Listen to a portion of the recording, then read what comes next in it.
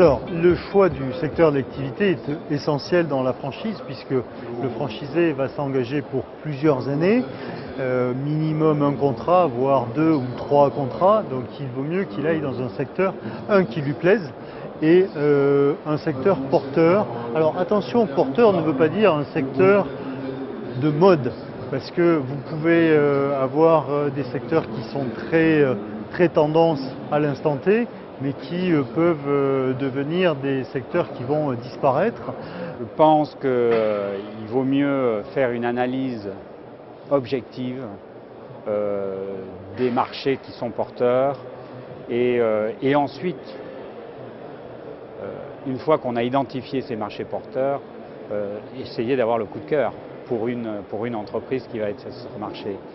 Je pense que la première des démarches à avoir, c'est identifier le marché et se mettre à la place dès qu'on s'intéresse à un secteur et ensuite à une enseigne, c'est de se mettre à la place du consommateur, du client et identifier si la réponse du franchiseur est pertinente ou pas par rapport à la demande et aussi par rapport à l'évolution de la demande. Donc il faut essayer de travailler en prospective.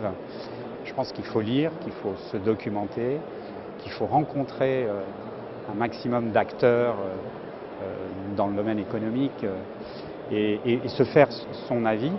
Et puis ensuite, bien analyser les informations que vont vous communiquer les franchiseurs, parce que les franchiseurs vous communiquent des études de marché. Je crois que quand vous êtes franchisé, vous investissez fortement dans votre activité. Vous allez travailler 50, 60 heures, voire plus.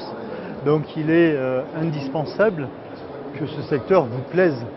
Si vous venez tous les matins travailler avec les semelles de plomb, je pense que ça va pas être l'idéal.